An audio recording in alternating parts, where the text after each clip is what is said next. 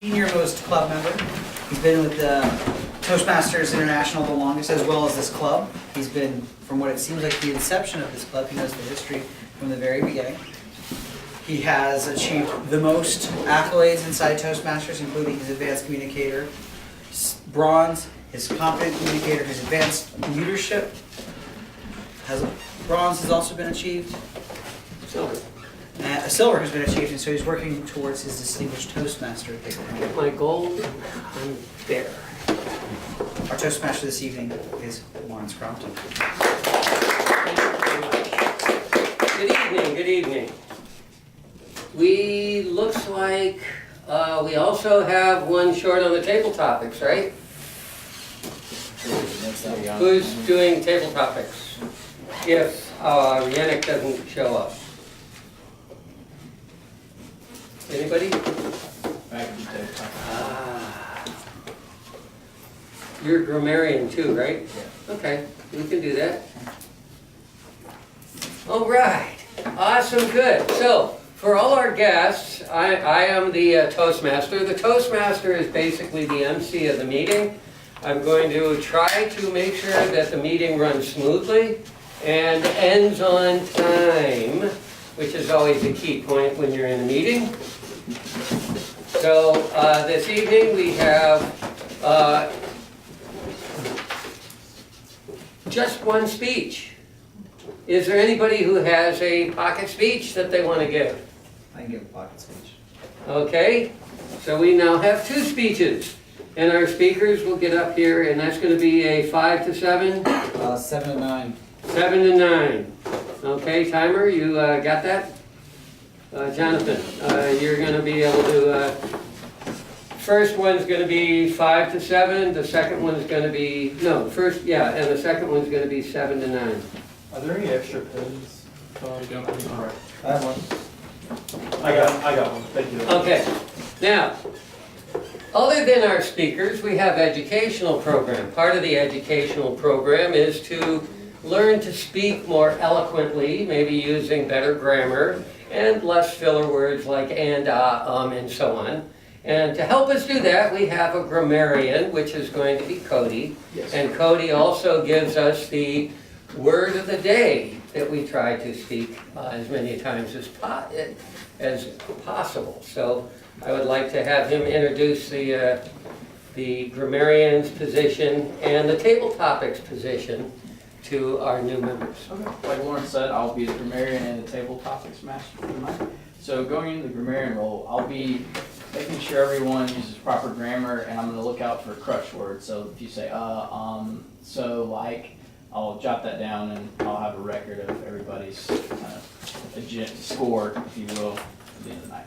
And we also have the word of the day. And if you use the word of the day, you get a so-called point. It doesn't go to anything, but it's nice to try to improve your vocabulary and be able to implement it in table topics or your speech. And tonight's word of the day is vehement. Expressed with or marked by or showing urgency or forcefulness, born of strong conviction or feeling. Vehement. And also, I'll be the table topics master. And this is an impromptu section of Toastmasters. I'll get up there. For all the members, I can call them out. But if you're a guest, you can try it.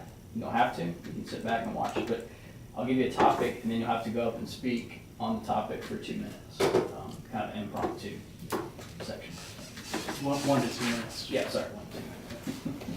Yeah, that's one of my favorite parts of Toastmasters is the table topics, because that is extremely valuable in our lives, because we're always bumping into people and trying to figure out a way to have conversations. And of course at work you bump into the boss and he asks you something, you want to answer him back in a relatively realistic manner, and so that's very good.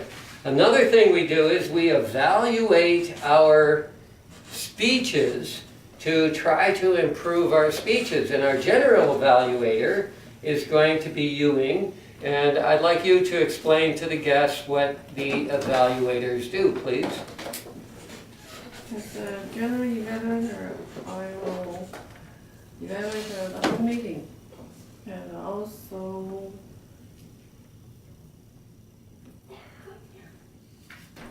hope the evaluator process, like the people report, like the even the role report their record like grammary and grammar. Oh, and also the evaluator for the speaker. All right. And the speech evaluators actually do the individual speeches and try to help them to improve their speaking ability.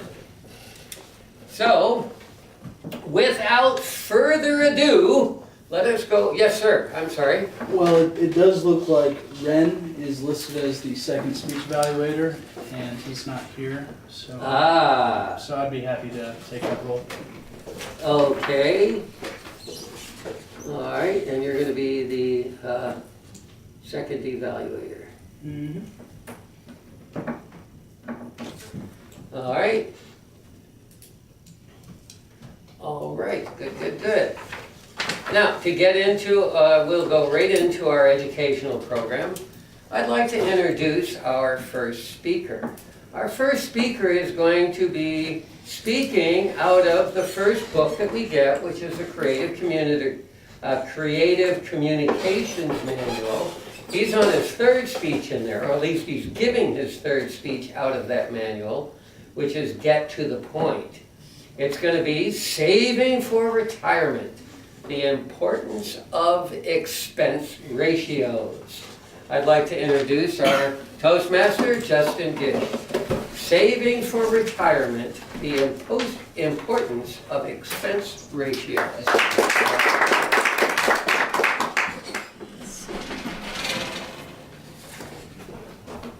Wake up? It didn't wake up? Uh-oh. Bear with me one moment.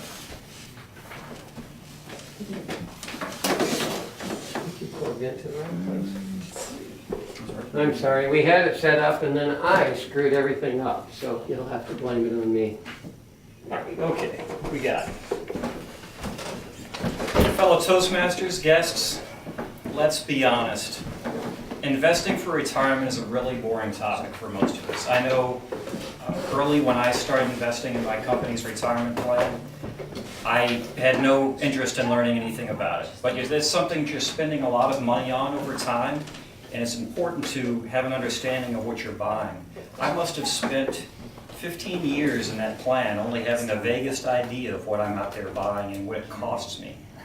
So we spend very little time learning the basics. I'd like to explain one aspect of saving for retirements that's of great importance, and that's management fees on your retirement savings. Most of us have no idea what we're spending on management fees in our 401ks. For many of us, these management fees are the highest financial service fees of our lifetime. Those can exceed what you spend on interest on your mortgage. How many of you are investing in mutual funds with your employer's 401k right now? I know we have a lot of younger people here. So this is actually a great time for you to hear something like this, to hear it early, because it is so important to start early. If you have access to a benefit and you aren't using it, I encourage you to do so. They're tax deferred, so they're hard to beat. Plus, most companies will offer a match to your contribution to some extent that really helps that money grow over time. So I'm going to discuss two very different types of mutual funds that are common in 401k programs. Equity funds that are actively managed and index funds that are passively managed. Both of these funds are very similar in that they spread your investment over a portfolio of several stocks. But there are major differences in how these funds are managed and how their fees are structured. So an equity fund is actively managed, and that's the typical fund that you would think of. You think of investment bankers doing analysis, picking stocks. That's what an equity fund is about. So the investment company employs stock analysts and fund managers to pick stocks to try and maximize your investment. But this has an overhead costs. All of these employees are very expensive. They demand very high salaries for this. So these services don't come for free. So your average equity mutual fund has an expense ratio of about 0.64%. So what's an expense ratio? Well, an expense ratio is an annual fee that all mutual funds charge their shareholders. It's a percentage of your investment, of your total investment, that's deducted each year to cover their costs. This is charged regardless of whether the fund is going up or going down in value. So even if the fund is crashing and it's not performing well, they still get their percentage of your total investment each year. So what does this really mean over the full term of the investment? It seems like such a small number, 0.64%. So there are some figures here, but bear with me. So let's make an assumption about a typical retirement investment. Let's just keep it simple. Let's say you're going to have to be in this program for 40 years, from age 25 to 65 when you retire. Let's say that you can invest $5,000 per year continuously over that term. And let's assume a 7% annual growth after inflation. So where does that 7% come from? That 7% comes from the average long-term performance of the stock market, adjusting for what happens in inflation.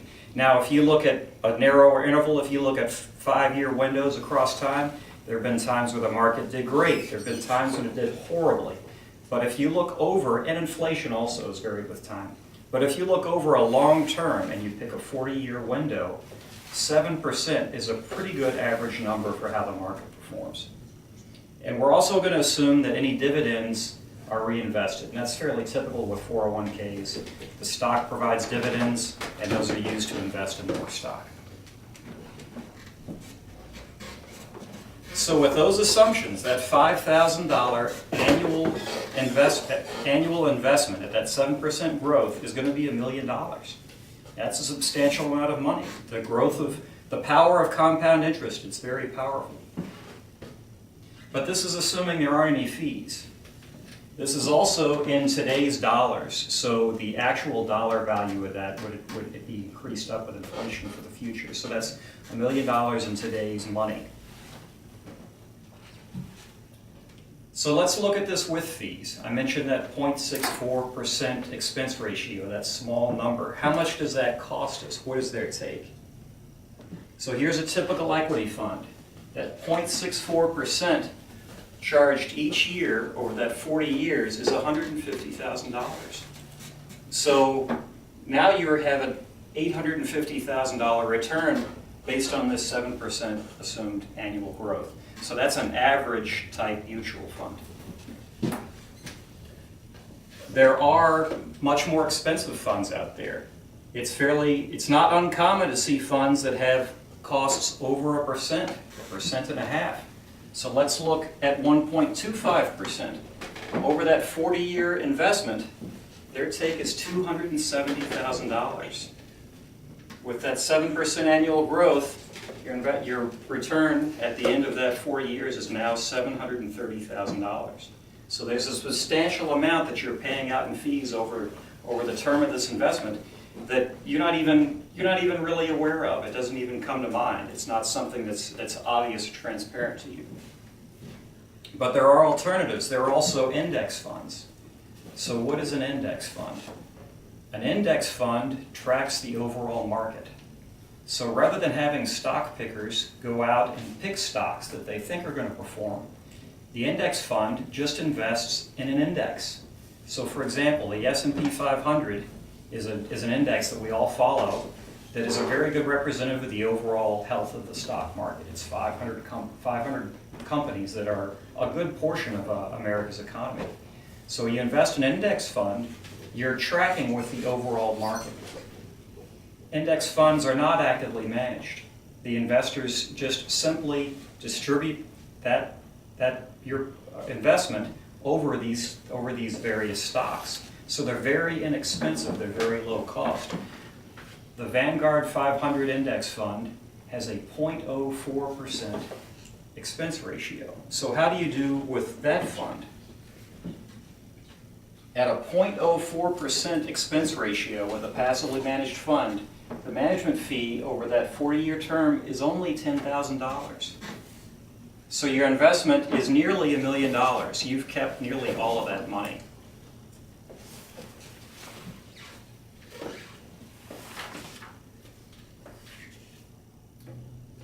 So of course, these calculations assume that the investments all perform the same. In reality, these actively managed funds are worth it, right? They must perform better. The higher fees are more than offset by greater performance. But this is really difficult to say. In 2007, Warren Buffett made $1 million bet against protege partners that he would outperform them by buying an index fund. And protege partners would, their investment would represent their managed hedge fund. So at the end of this bet, it was a 10-year term bet, Buffett chose the Vanguard 500 mutual fund. He came back with a 7.1% average return. Nothing phenomenal, but a very reasonable return over that period of time. Protege partners had a basket of actively managed funds with high dollar fund managers investing this money. Their return was only 2.2% after fees. Warren Buffett donated his proceeds to charity, of course. So in conclusion, you can't predict the future performance of your investments, but fees are a known factor. You can understand the real cost of those fees, and you can take those into consideration in your investment strategy. Mr. Toastmaster.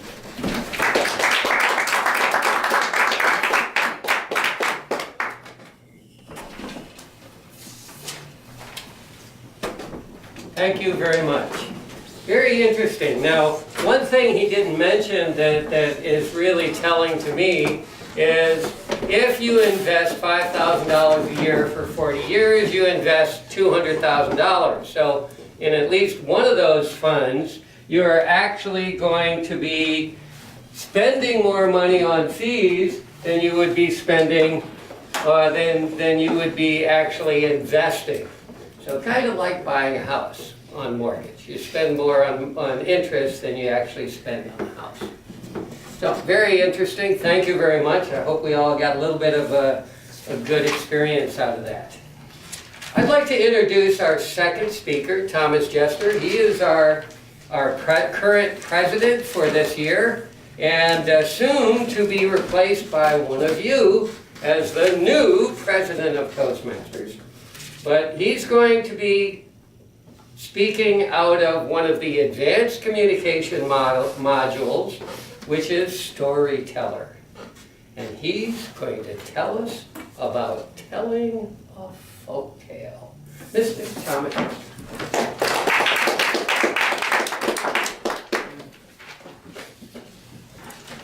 In 1830, a young man was born into slavery. That young man grew up in chains. However, as he was reaching adulthood in the United States, the southern United States, the Civil War happened and ended, and he was made a free man. His name was John Henry, and John Henry was a mighty man. It was said that he was born with a hammer in his hand. When he got married to his wife took the chains that they had both been bound with, and she made him a 20-pound hammer to drive nails for the railroad, the Ohio-Colorado Railroad, as they went across the nation. One spike at a time. He could drive spikes faster than anybody else. He could lay a mile track in a day by himself. No, just with him and his 20-pound hammer. When they got into Colorado, they hit what is always in Colorado. Mountains. And the railroad, instead of going around and winding and curving and up and down the mountains, was going to go through them. And so, they had to drive big stakes, put dynamite in and blow it away. Most guys could get through 4 feet in a day. John Henry averaged somewhere between 9 and 10. Him and his little shaker, is just all he would do is spin the little drill bit that John Henry would drive hard and fast with his 20-pound hammer. Well, progress comes, always comes, and a steam drill showed up on the site one day. guy was really vehement about selling this steam drill. So he went up to the foreman and said, I can make it so you can outdrive your best driller. Just by you sitting in the steam drill. Well, the foreman knew John Henry could drive 10 feet a day. So, he's like, well, he told the guy that. He's like, 35 minutes I can do it. And so, they set up a challenge for the next morning. And John Henry went out with got his drill helper and 2 20-pound hammers, 1 for each hand. That tells you how mighty of a man John Henry was. They set up, the steam drill started going, and he started going. All you could hear throughout the entire area was the ringing of the hammer hitting a nail. Constant. For 35 minutes. Bang, bang, bang. The spike John Henry was driving was getting so hot they had to pour water on it while he was hitting it so that it wouldn't melt and he could keep driving it into the ground. He finished the first stake and started the second stake. When 35 minutes was up, the steam drill had done 9.5 feet, which is only half a foot shy of what John Henry usually did in a day.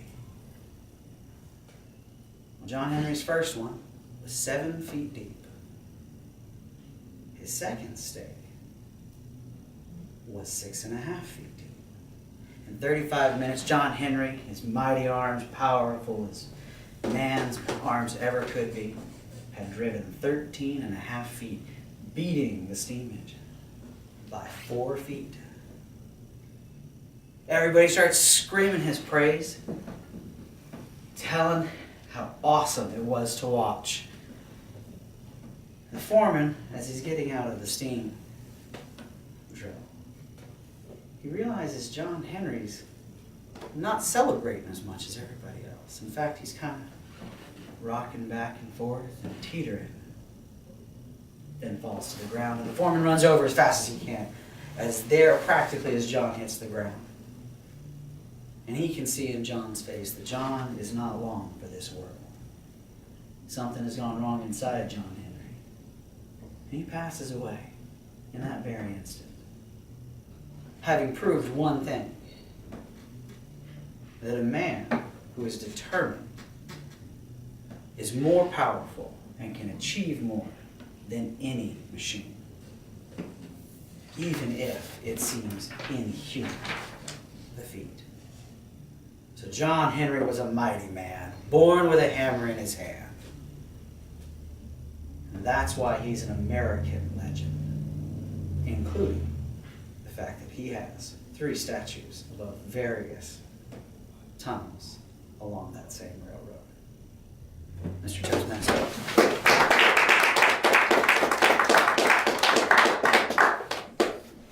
Very, very well. Very, very nice. I enjoyed that a lot. It's really, telling tales is an art. And I haven't quite got that art as much as some people. I may be considered by some as being a decent speaker, but the art of storytelling is a little bit of acting, a little bit of suspense and drama and whatever in your speaking. And it's really wonderful that you get an opportunity to do that. But the first thing I was thinking when he said that John Henry was a mighty man who was born with a hammer in his hand. It's like his poor mama.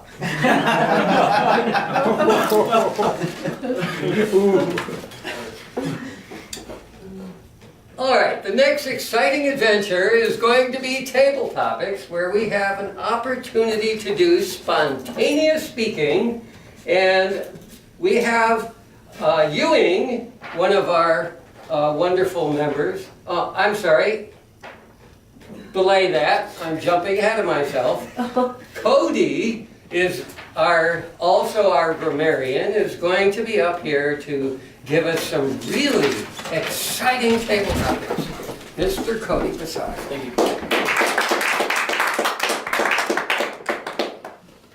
Okay, so the flu's been going around, so my topic for the night's kind of revolving around that.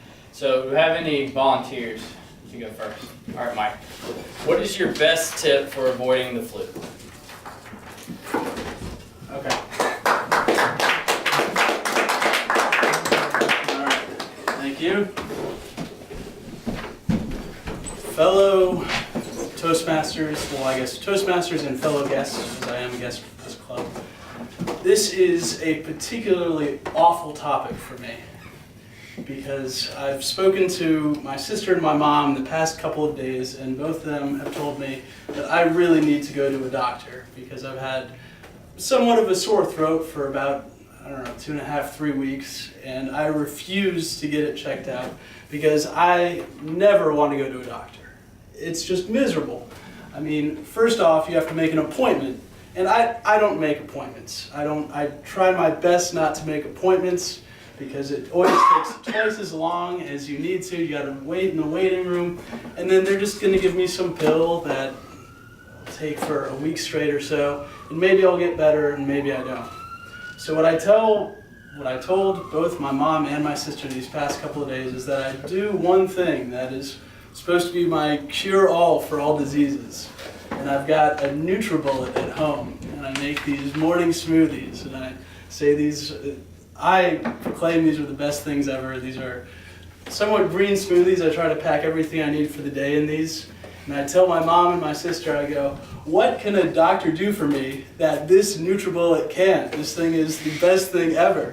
I even got my dad hooked on it, which is a huge success of mine.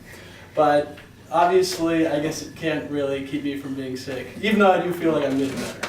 But anyway, I'll digress.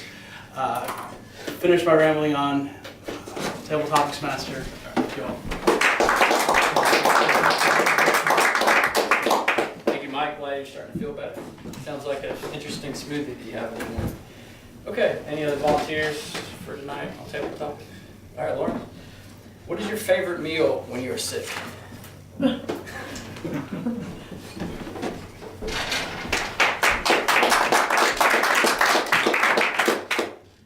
guess many people could speak vehemently on this particular topic, but I don't get sick that much. I try to avoid getting sick as much as possible. I can really relate to our earlier speech because, you know, I still have that kind of a feeling that, you know, if you take the one pill, it makes you bigger, and one pill makes you small, but the one your doctor gives you doesn't do anything at all, right? But when I'm sick, I usually do something simple, like lemon, honey, and rum. The perfect medicine for when you're sick. Lemon and honey makes a really good, healthy combination, and if you drink enough of it, the rum will make it so that you don't notice any pain. So it's all good, okay? But when I was younger, my mom always used to give me ginger ale. But of course, that was back when ginger ale really had ginger in it. So it was much more healthy for you. So I highly recommend that you take the pill that's going to make you bigger and have your honey, lemon, and rum. Mr. Topic Master.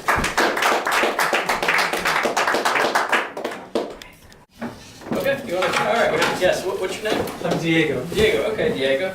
If you could cure one illness, what would it be? Okay.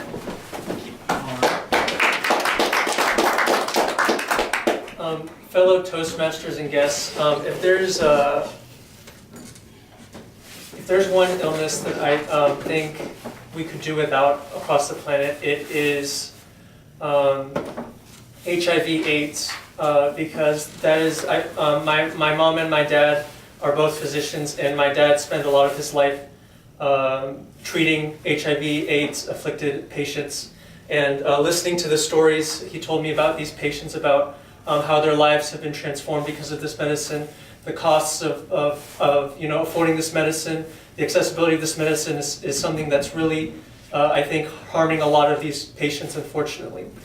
And I'm very upset that this type of affliction impacts a particular group of our society, who I don't think they deserve this type of treatment for whatever, you know, it's not necessarily caused by man. So I think that is the particular disease that I think is causing great harm across the planet, and I think that would be a disease worth curing. That would be the most good for everyone. Mr. Table, topics. Thank you, Diego. It's always tough getting up there for your first time, so I commend you as a guest to do it.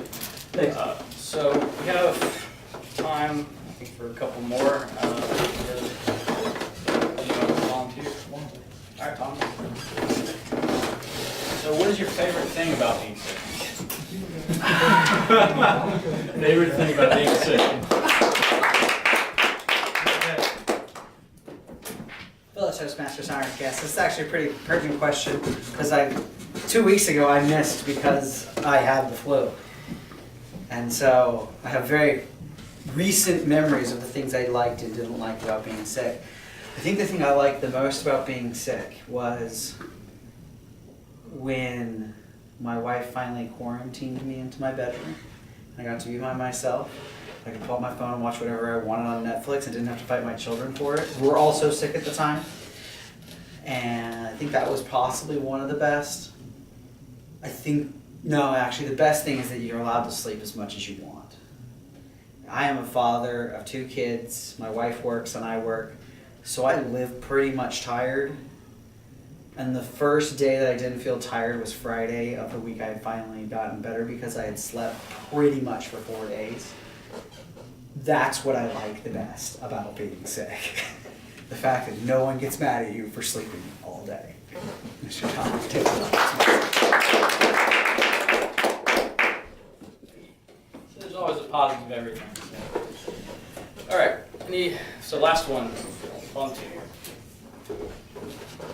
All right, what's your name? Joseph. Joseph. All right, Joseph.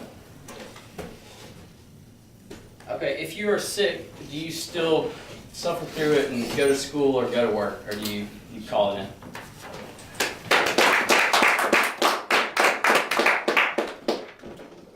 Fellow Toastmasters and guests, when I was a kid, my mother did not let me take any days off. I'm not sure if she thought that I was faking my illness or if she thought that it would make me better, you know, toughen my immune system, or if she just didn't really care or whatever. I honestly think that it instilled me with a sense of ethics, work ethics. I was able to go to work, go to class, and do my homework and do my schoolwork without any problems. No matter how tired I was, no matter how sick I was, I didn't give myself any excuses as to whether or not if I had to do my work or not. I didn't go to sleep as soon as I got home because my mom would make sure I didn't go to sleep immediately. My mother made sure that I got all my work done before I got to take a nap. She also made sure that I ate all of my dinner before I took my nap. She did not let me go to sleep. And when I was sick, when I finally got my sick days off, it was about when I was in 6th grade, I think, she decided, okay, fine, you can stay home. And as soon as I stayed home that one day, I started feeling better. So the second day, I pretended that my illness was worse, so I could fully experience the I'm sick at home experience. The third day, I was completely fine. But I came to my mother and I said, oh, this is the worst that I've ever gotten. And she looked at me straight in the face and said, okay, you're going to school anyway. And she got me my book bag, and I got my clothes on, and I looked at her, and she looked at me, and she smiled, and she said, you'll feel better. And you know what? I did feel better. That's all.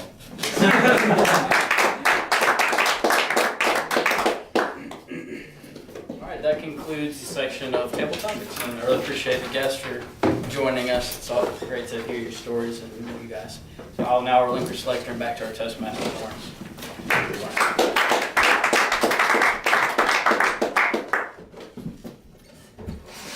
Now we get to rewind back to Ewing.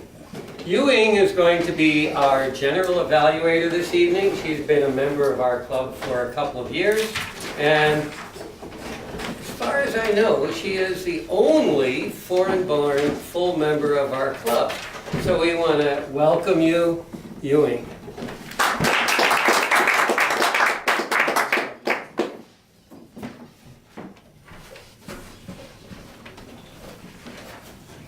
Fellow Toastmasters and other guests, today we have a good meeting. We're on time start meeting. We have 12 people attending today's meeting. Half member, half honor guests. And 91% is a gentleman. We have two speakers give us very good speech. And today's table topic, we have 3 guests joining the table topic to be a volunteer. And also I like the topic about today because my coworker, out of them I have 3 people and 2 of them have flu. I'm the only one survived until now. Every time they come back to work, I use my mask. To protect me. Okay, so it's we have the next is evaluator our speaker. The first one, not Grace.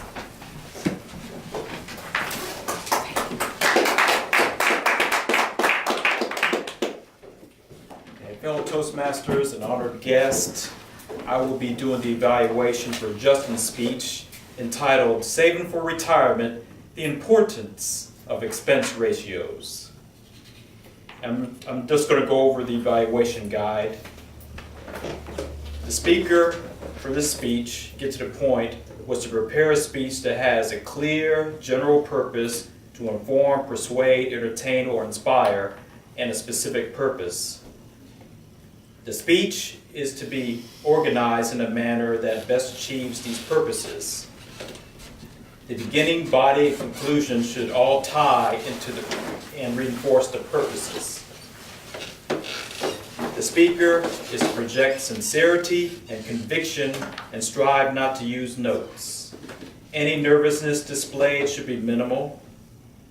In addition to your verbal evaluation, please complete the evaluation form below, rating the speech in each category. And it's rated 5 to 1, 5 being excellent, 1 being the lowest rating. The general purpose of the speech was clear, rated excellent. The specific purpose of the speech was clear, excellent. The speech organization supported the speech's specific purpose, excellent. The main points and supporting material contributed to the speech's specific purpose, excellent. The beginning, body, and conclusion reinforced the specific purpose, excellent. The speaker achieved the specific purpose, excellent. The speaker appeared confident and sincere with minimal nervousness, excellent. The speaker did not rely on notes throughout the speech. I gave him a 3 on that because I would periodically go to it from time to time. What could the speaker have done differently to make the speech more effective? Didn't have much in particular, maybe a graph, to graphically explain the investment, the return on your investment throughout the years. What did you like about the presentation? He clearly presented the purpose and importance of expense ratios and how they impact your long-term investment.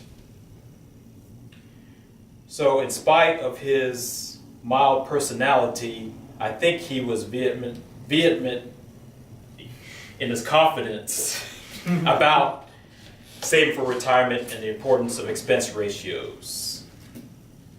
Madam Evaluator, General.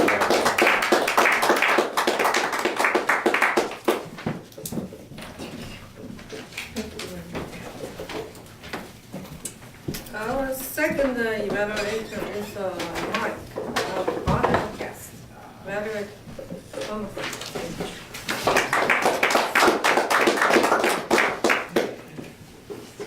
Good evening again, Toastmasters and fellow guests. I evaluated Thomas's speech, assignment 1 from the Advanced Communication Series Storytelling called Folktale.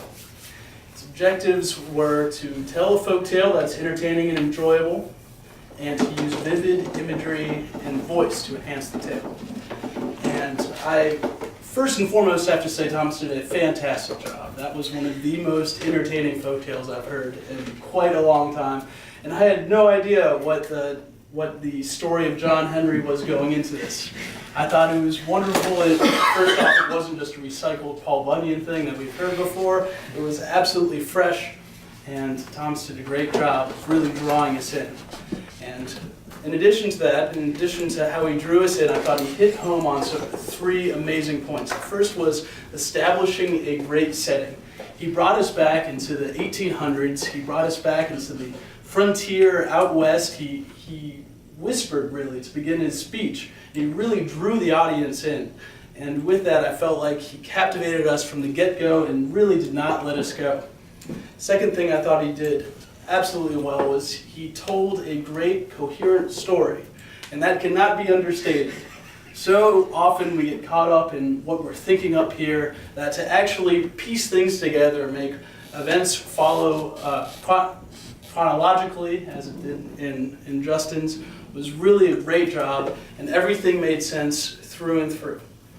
Last, I thought that, sorry, I said Justin. Thomas's speech, I thought, really highlighted some great themes that are very inherent to folktales. First, that I thought that Thomas highlighted was the triumph of man over machine. I think that's such a great theme to bring about, especially nowadays. He also highlighted some American exceptionalism, what it is to be an American man in the frontier out west, driving spikes into railroads. I thought he also highlighted Manifest Destiny, an old 1800s theme that really inspired America at the time.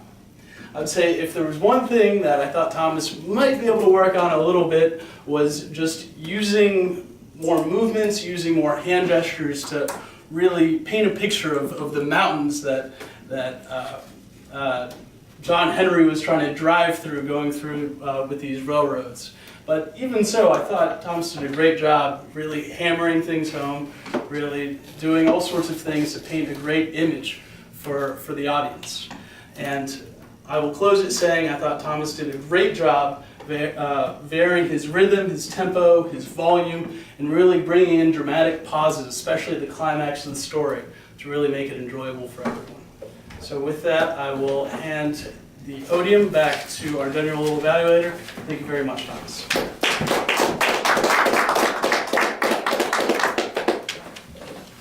Next is timer report. It's on guest. Okay. James. All right. For the timer report, I have the first speaker, Justin. The time was 8 minutes, 52 seconds. The second speaker, Thomas, was 5 minutes, 44 seconds. And then for the table topics, Mike had 1 minute, 41 seconds. Lawrence had 1 minute, 28 seconds. Diego had 1 minute, 13 seconds. Thomas had 1 minute, 4 seconds. And Joseph had 1 minute, 58 seconds. And then for the evaluators, the first evaluator, forgot to put the names. Maurice. Maurice, gotcha. Maurice had 2 minutes, 58 seconds, and then Mike had exactly 3 minutes. So. Thank you. Doing a good job. And our grammarian report is Cody. So for the word of the day, we had 2. Lawrence had 1 and Maurice had 1, so good job on that. Did anybody else say it I missed? You got it? Oh, sorry. I was too Vehement captivated. salesman. I was too captivated. All right, make sure Thomas gets it. Don't worry about my point. I don't get it often. Okay, for the crutch words, Justin just had one double word, but other than that, man, really good job. You cut out pretty much all fillers, so. And one double word for Thomas. I didn't catch any filler words for you. The guests, you know, we don't want to criticize too much, but for Diego, I just said it there, crutch words up. So you had a few of those, but really good for just getting up there and speaking for over a minute. It's usually pretty tough on your first time, so awesome job. Joseph, you just had one up. It was really good, so that's very impressive. Very first time up there. I had a few us myself, and Mike had a few us, but other than that, everyone did a really good job on crutch words today. How many things? How many did you have? How many did I have? 57? No, I counted 6. Okay, good. Not too bad. That's in 56. Thanks, God. We'll go back to the, Thank you.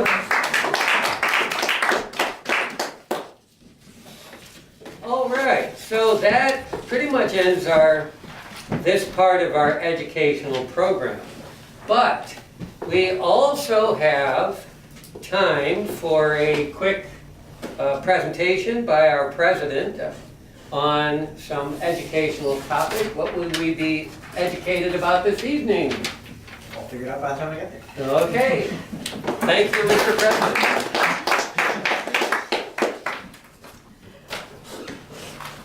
I should talk to you a little bit about storytelling. One of the reasons why storytelling is important, it's how, in all cultures, we pass on values. So it's a skill it's vital, especially when you have children or young people that you can influence. Because as you guys saw tonight, with my story, at least it seemed like you were very captivated. Never heard it so silent in here, actually. It draws you in, you're able to teach something. I have 2 children. In fact, the reason why I know the story of John Henry is because it's their favorite folk tale. And so we have told that folk tale between my wife and I probably 20 or 30 times. So that is an important piece of our culture as humans, not as Americans, not as Chinese, Japanese, just all human cultures. Storytelling is a vital part. It also is a really great way to get your point across even to adults. My job is to convince people, mostly Congress because I work for the federal government, to invest money in the United States in some form or fashion. That is completely by telling a story of how we figured out the answer. And when you tell it really well, everyone's like, oh yeah, of course. It's exactly what we should do. When you tell it really poorly, all you get is questions. And so it's really important to get good at just telling stories because it will help drive home points, not just be able to make a point. Everybody can remember a story way better than they can remember what 2 times 2 is until, you're an engineer and it's been drilled into you. So, going forward, take time to practice telling stories. My advice is always try to tell them to kids, because kids are the most forgiving about bad stories. And so until you feel really comfortable doing it, practice on children, your nieces, your nephews, your own if you have them. And you'll see that it's also really fun when you get good at it. Because you can add humor where you want it a little bit better. So practice your storytelling this coming week. And you'll find that it helps both in your competent communicator speeches as well as in just your daily life.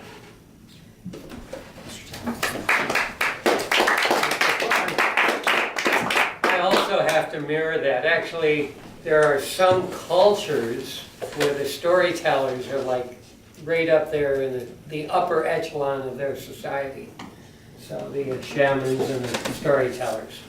So that pretty much ends our educational program for this evening. So I would like to relinquish our lectern back to our president.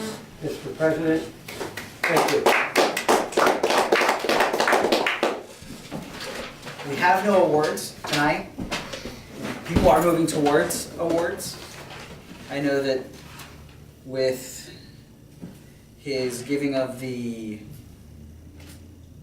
successful Club Series speech, Lawrence is one step closer to his next leadership award. So keep up the good work. I would really like to give out, 7 more before I am no longer president, because I just think that's a really nice number. And that's how many we need to achieve all the goals that Toastmasters has in general. If we got 7 more, we'd be golden and we'd get the highest degree of awesomeness for our club. Other than that, unless there's something that somebody would like to bring forward, we need to go over next week's agenda. Mrs. Yu? For the volunteer, for the Toastmaster, general evaluator, topic master, speaker, evaluator. I'll do this now. Well, I requested a speech for next week, so I'll be one of the speeches next week. Toastmaster. Who's going to be Toastmaster? Cody. Speaker. Right. Yeah, yes, speaker. Yeah. I can do table topics. Okay. So how long are you with us? Since you're a guest, but you obviously know what's going on. How long are you visiting? Oh, well, I mean, I have my form. Okay. Awesome. Well, I gotta finish it, but I have it. So I just gotta fill it out.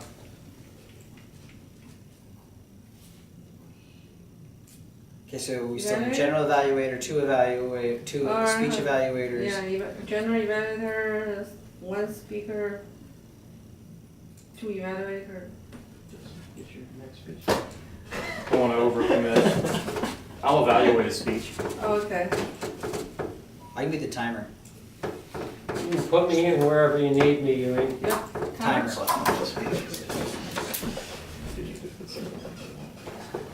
You can put me in wherever you need me. Oh, Sit okay. down. I'm always good for something. Uh-huh. At least I think so.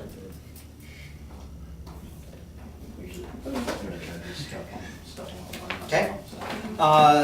We'll make sure to send out the email to get volunteers for those who weren't able to attend tonight. But last time I chose to do it because, for example, he want to be the timer, but because it's not member, so I cannot say your name. The name only member. I don't know how. Yeah, so I don't think Mike will be on our list. If Mike and Jonathan, if you guys can, have you signed the guest book? Yes. Okay. Not today, but. You have, I mean in general. Right. Anybody who wants to do stuff in the future, if you sign the guest book, I'll get you put into Easy Speak so you can be easily put onto our agenda. If you put them in as special guests, they can actually get put into a position Right. on the meeting. If you just have them as guests, they can't be Toastmaster, Right, until, yeah, Timer so I'll or put you whatever. guys in so you guys can be things in the meetings until you. Yeah, that's one of those things that you have to do if you have the vice president of the company come in and speak or something. You got to put them as special guests. Unless there's something else that someone would like to bring forward. Meeting's adjourned. Adjourned. If you guys didn't get your